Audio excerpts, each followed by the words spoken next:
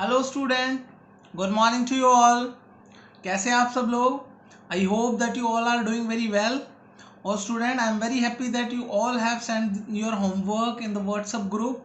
तो काफ़ी अच्छा लग रहा है कि आप लोग डेली और रेगुलरली अपना काम कर रहे हो। ठीक है, डाउट्स भी पूछ रहे हो, तो ऐसे ही करते रहें स्टूडेंट, कीप इट अप। ठीक है, आपको दोबारा इन कंटेंट्स को देखने या पढ़ने की ज़रूरत नहीं पड़ेगी। ट्रस्ट मी, अगर आप ढंग से इन वीडियो लेक्चर्स को अटेंड कर रहे हो और ढंग से अपने नोट्स को पढ़ रहे हो।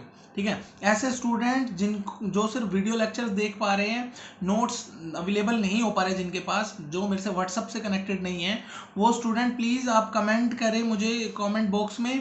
तो जिस भी वीडियो लेक्चर का आपको नोट्स चाहिए तो मैं आपको रिटर्न नोट्स प्रोवाइड करवा दूंगा, जिससे आप ढंग से अपने घर पर बैठकर पढ़ाई कर सकते हो। ठीक है ना स्टूडेंट? चलिए स्टूडेंट, आज का लेक्चर स्टार्ट करते हैं हम। तो सबसे पहले आप लोग चैप्टर की हेडिंग डाल लीजिए। तो हम आज नया चैप्टर स्टार्ट कर रहे हैं, चैप्टर नंबर 11। और हो सकता है किसी की बुक्स में ये चैप्टर नंबर ही डिफरेंट हो, किसी में 10 हो, किसी में 9 हो, किसी में 12 हो। इसलिए मैं नाम लिख देता हूँ foreign exchange rate. Foreign exchange rate. ठीक है स्टूडेंट, तो ये चैप्टर का नाम है, ठीक है, फॉरेन एक्सचेंज रेट। तो बहुत ही ज़्यादा इम्पोर्टेंट चैप्टर है, सिर्फ और सिर्फ एग्ज़ाम प्रोस्पेक्टिव से भी नहीं, जर्नल नॉलेज प्रोस्पेक्टिव से भी ये बहुत अच्छा चैप्टर है। और इससे आपको काफ़ी एडवांटेज होगा जर्नल नॉलेज के रिगार्डिंग। तो इस चैप्टर को ध्यान से पढ़ें, ठीक है, समझें इसे, और फिर आपको बहुत ज़्यादा अच्छा लगेगा कि आपको कुछ प्रैक्टिकल जानने को मिला है। ठीक है ना, कुछ प्रैक्टिकल बातें जानने को मिली है। तो सबसे पहले तो मैं आपको बता दूं कि एक वर्ड होता है करेंसी। क्या है ये स्टूडेंट? करेंसी वो होता है जो मनी आप यूज कर रहे हो डिफरेंट कंट्री में। जैसे कि अगर मैं बताऊं आपको, INR, इंडियन रुपीज, ये इंडियन की करेंसी है, इंडिया की करेंसी है, इंडिया की करेंसी है। या फिर आप अगर इंडियन है, आप एक इंडियन है और आप कहते हो मेरी डोमेस्टिक करेंसी, डोमेस्टिक करेंसी क्या है आपकी डोमेस्टिक करेंसी? मेरी डोमेस्टिक करेंसी है INR। डोमेस्टिक यानी मेरी इंडिया की। ऐसे ही अगर पाकिस्तानी रुपया, पाकिस्तानी रुपया अगर कोई पाकिस्तान का आदमी है तो उसकी डोमेस्टिक करेंसी क्या होगी स्टूडेंट्स? उसकी डोमेस्टिक करेंसी क्या होगी? पाकिस्तानी रुपया। ठीक है ना। अच्छा, अब डोमेस्टिक के अलावा, जैसे मैं अगर इंडियन हूं, मेरी डोमेस्टिक करेंसी है INR, तो INR के अलावा बाकी सारी करेंसी, जैसे USD, US डॉलर, जैसे यूरो, ठीक है, और जैसे कि मैं आपको बताऊं पाउंड, ठीक है, या और भी आप कोई भी लो, GBP, ठीक है ना, ग्रेट ब्रिटेन पाउंड, ठीक है, ये जो है, या कैनेडियन डॉलर्स, ठीक है, या फिर RMB, चाइनीज, ठीक है, रूबल।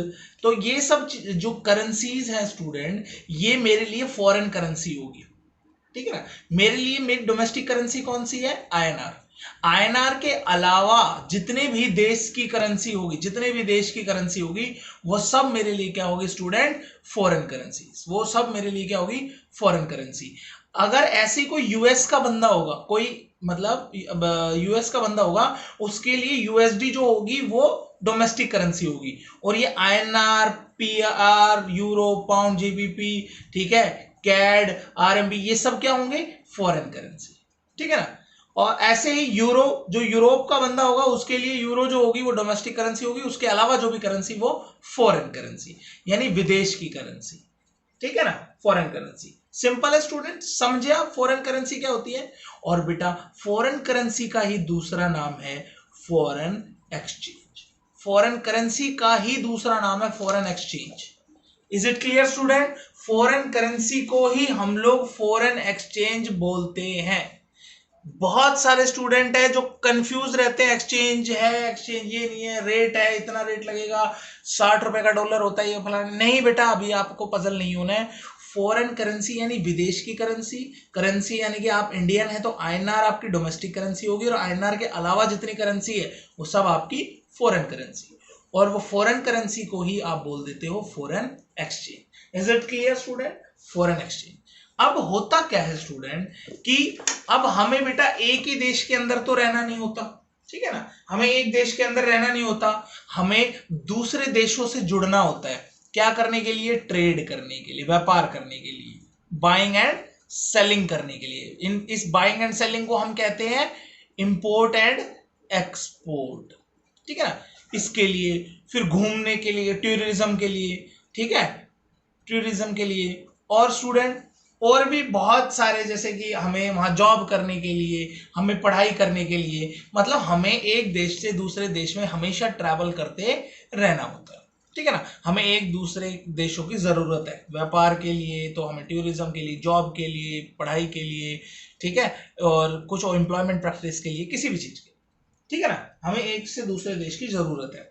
अब होता यह है कि जब व्यापार होता है, जैसे मान लो हमारा इंडिया का यूएस से व्यापार हुआ, ठीक है।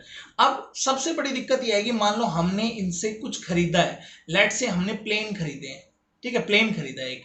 अब प्लेन कर रहे हैं हम एक्सपोर्ट, ठीक है ना, प्लेन कर रहे हैं ये लोग, सॉरी हम नहीं, ये लोग कर रहे हैं एक्सपोर्ट, यानी कि बेच रहे हैं, सेलिंग को बोलते हैं एक्सपोर्ट, और हम कर रहे हैं बाय, यानी कि इंपोर्ट, ठीक है ना। तो हम लोग प्लेन खरीद रहे हैं। अब सोचो स्टूडेंट, मान लो ये प्लेन खरीद रहे हैं और प्लेन भाई यूएस का है, तो यूएस में इसकी कीमत है फॉर एग्जांपल 50,000 यूएसडी, 50,000 यूएसडी। पर इंडियन जब गए वहां पर प्लेन खरीदने, इनको प्लेन पसंद आ गया और ये कहते हैं जी हमारी आर्मी के लिए हमें ये प्लेन चाहिए, ठीक है ना। तो वो कहते हैं हाँ जी बिल्कुल ले लो, इसकी कीमत है 50,000 यूएसडी। ये कहते हैं यूएसडी क्या होता है? भाई इन्हें तो पता ही नहीं है। ये कहते हैं यूएसडी क्या होता है, हमारे पास तो रुपया है, रुपये कितने रुपए चाहिए बोलो। तो कहते हैं नहीं हमें रुपए नहीं पता, हमें तो यूएसडी का पता है, ठीक है ना। तो वहां पर बेटा कंफ्यूजन है, इसकी कीमत ही नहीं निकल पाएगी, किसी को पता ही नहीं है 50,000 यूएसडी, ये कहेगा हमारे यूएसडी है, ये कहेगा आईएनआर है, तो वहां कंफ्यूजन हो जाएगी, ठीक है ना। तो उसमें बीच का रास्ता निकाला गया, सारे देशों ने मिलकर एक बीच का रास्ता निकाला गया, ठीक है। वो कहते हैं कि भाई ऐसा करते हैं हम एक दूसरे की जो करेंसीज हैं उनका मूल्यांकन करते हैं। क्या करते हैं? वैल्यू निकालते हैं उनकी वैल्यू। जैसे चीजों की वैल्यू होती है ना, कि टेबल जो है वो 100 रुपए का है, कॉपी जो है वो 20 रुपए की है, पेन जो है वो 2 रुपए का है, ऐसे ही करेंसी की भी वैल्यू निकालते हैं। करेंसी की वैल्यू का मतलब कि जैसे मान लो हमारे जो भाई यूएसडी है हमारा, अब उस करेंसी की वैल्यू कैसे निकलेगी? उसकी कीमत होगी एक यूएसडी डॉलर की 60 रुपए। एक यूएसडी डॉलर की कितनी कीमत होगी? 60 रुपए। कि अगर आप हमें 60 रुपए दोगे तो बदले में हम आपको एक यूएसडी डॉलर देंगे, ठीक है ना।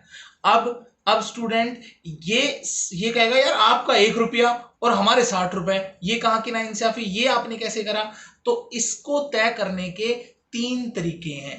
ये जो इसको बोलते हैं रेट ऑफ एक्सचेंज, इसको बोलते हैं रेट ऑफ एक्सचेंज।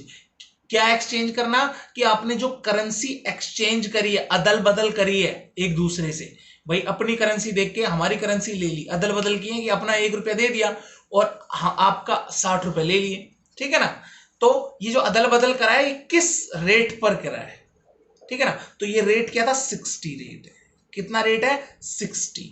कि भाई $1 दिया और बदले में 60 ले लिया, तो 60 रेट है। तो इसे बोलते हैं रेट ऑफ एक्सचेंज, कि जिस रेट पर एक कंट्री की करेंसी दूसरी कंट्री की करेंसी से एक्सचेंज होती है उस रेट को बोलते हैं रेट ऑफ एक्सचेंज। और ये रेट फिक्स कौन करता है ये अभी हम सीखेंगे। इसको फिक्स करने के 3 तरीके होते हैं, ठीक है ना। सारे देश बैठते हैं, विचार विमर्श करते हैं और बीच का रास्ता निकालते हैं। भाई होता तो सबसे ज्यादा ये है कि जो करेंसी सबसे ज्यादा यूज हो रही है, ठीक है। अब जैसे मान लो इंग्लिश है, सब लोग इतना क्यों बोलते हैं बेटा कि इंग्लिश का यूज करो, इंग्लिश बताओ, हिंदी बताओ। दूसरी ओर हम कहते हैं हमारी मातृभाषा हिंदी है, ठीक है ना।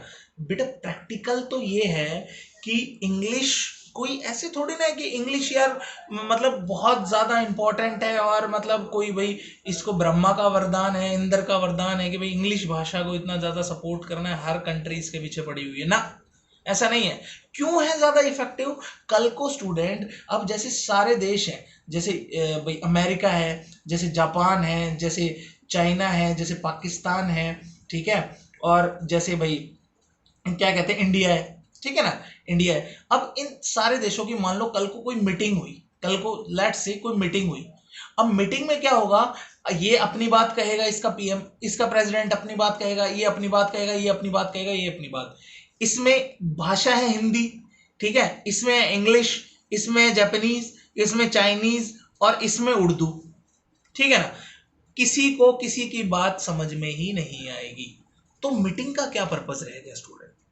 और चलो ये तो बहुत बड़ी बात है। अगर हम बात करते हैं अपने अपने यहाँ, आप हरियाणा में ले लो, हरियाणा, ठीक है, पंजाब, वहाँ साउथ साइड चले जाओ, तेलुगु, ठीक है, और भाई मद्रास में मलयालम, ठीक है, मलयालम हो गई, और भी बहुत सारी भाषाएं हैं। लेट से इनकी मीटिंग चल रही है, ये अपनी भाषा में बोलेगा, ये अपनी में, ये अपनी में, ये अपनी में, किसी को कुछ समझ नहीं आएगा। तो इस मीटिंग का कोई पर्पस निकलेगा स्टूडेंट, नहीं निकलेगा। तो इसलिए क्या होता है कि ऐसी भाषा को यूज करा जाता है जो सबको आती हो, इसको भी, इसको भी, इसको भी, इसको भी। यहां भी ऐसी भाषा का यूज होगा जो सबको आती हो, इसको भी, इसको भी, इसको भी, उसको भी, और वो भाषा है इंग्लिश, वो भाषा है इंग्लिश। तो सोचो इंपॉर्टेंट हो गई कि नहीं भाई। हिंदी तो सर सिर्फ हमारे देश में ही चल रही है, लेकिन इंग्लिश जो है वो हमें जब दूसरे लोगों से बात करनी पड़ती है तो काम में आती है। तो बताओ ये इंपॉर्टेंट हुई है ये, ठीक है ना। तो बस बेटा कम्युनिकेशन क्या है, कम्युनिकेशन ये है कि आपको अपना जो व्यूज है, अपने जो आइडिया है, अपने जो विचार है, वो दूसरों से शेयर करने हैं, वो दूसरों से शेयर करने हैं। और वो कैसे कर पाओगे शेयर, जब आपकी बात दूसरा समझ पाएगा, ठीक है ना। तो कैसे समझ पाता है, वो इंग्लिश के जरिए समझ पाता है। तो बिल्कुल ऐसे ही स्टूडेंट, हम जो ट्रेड करते हैं, लोग घूमने जाते हैं, वो किसी भी देश में कहीं पर भी चले जाते हैं, तो हर देश को एक दूसरे की करेंसी को बदलना होना चाहिए। तो वो बदल कैसे पाते हैं, रेट ऑफ एक्सचेंज से। तो अब जैसे कि मैंने बताया कि एक यूएसडी में 60 INR होते हैं, ठीक है। तो भाई ये इतना इतना मतलब इसका रेट 60 क्यों है, हमारे इसका $1 और हमारे 60 रुपए क्यों। तो ये इसलिए क्योंकि भाई इसका जो डॉलर है वो हर कंट्री में यूज होता है, मतलब कंट्री, हर कंट्री में जब व्यापार होता है तो इसका डॉलर यूज होता है व्यापार में। इसलिए जो अब जैसे मान लो मैंने अभी जैसे एग्जांपल है, इंग्लिश हर कहीं यूज हो रही है आपस में, तो इंग्लिश की महत्वता ज्यादा है ना बजाय हिंदी के। ऐसे ही INR कम जगह यूज हो रहा है, ठीक है, तो इसकी महत्वता कम है बजाय इसके यूएसडी के, क्योंकि यूएसडी हर कहीं यूज हो रही है, तो इसलिए ये 60 के बराबर है, ठीक है ना।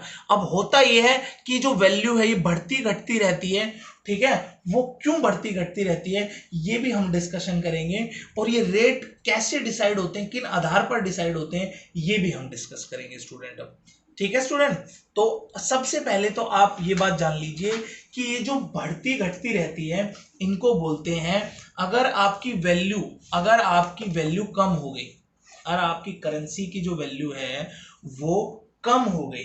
फॉर एग्जाम्पल अगर भाई मान लो एक यूएसडी 60 रुपीज है, एक यूएसडी कितना है 60 INR के बराबर है।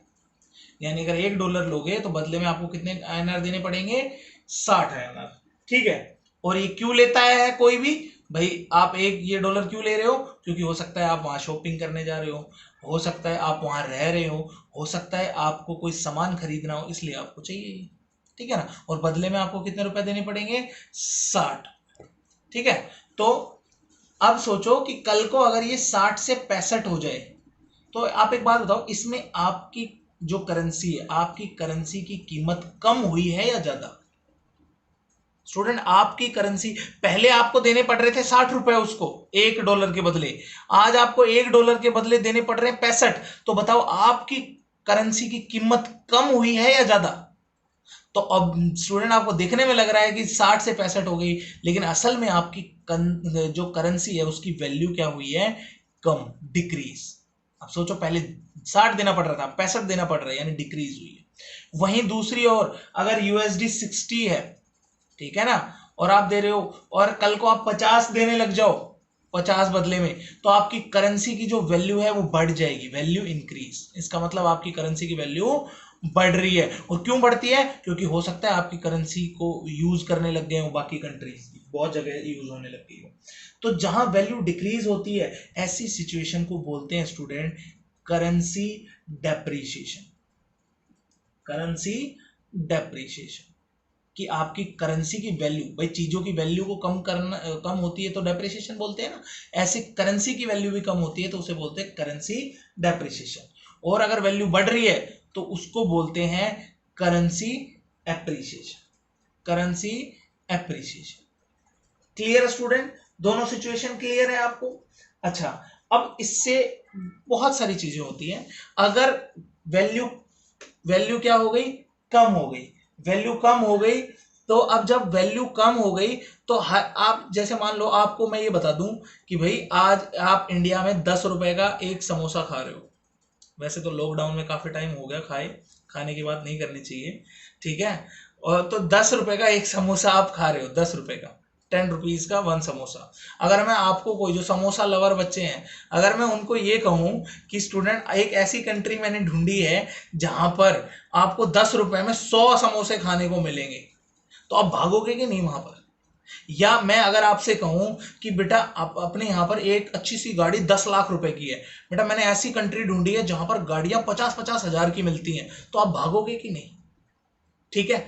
तो अगर वही बात है कि अगर हमारी करेंसी की वैल्यू कम है, ठीक है, करेंसी की वैल्यू कम है, तो हर आदमी हमारे यहां आएगा, हर आदमी हमें सामान बेचने की कोशिश करेगा, ठीक है ना, हर आदमी हमारे यहां आएगा और भाई यूज करेगा चीजों को, घूमेगा फिरेगा, ठीक है ना। तो ये इफेक्ट होगा। तो मैं आपको बताना चाह रहा हूं effect, effect of currency depreciation, कि अगर करेंसी डेप्रिशिएट होती है तो उससे क्या इफेक्ट पड़ता है, क्या इफेक्ट पड़ता है? It leads to increase in export, it leads to increase in export, ठीक है ना, it leads to increase in export, कि एक्सपोर्ट बढ़ जाते हैं, एक्सपोर्ट क्या हो जाते हैं, बढ़ जाते हैं।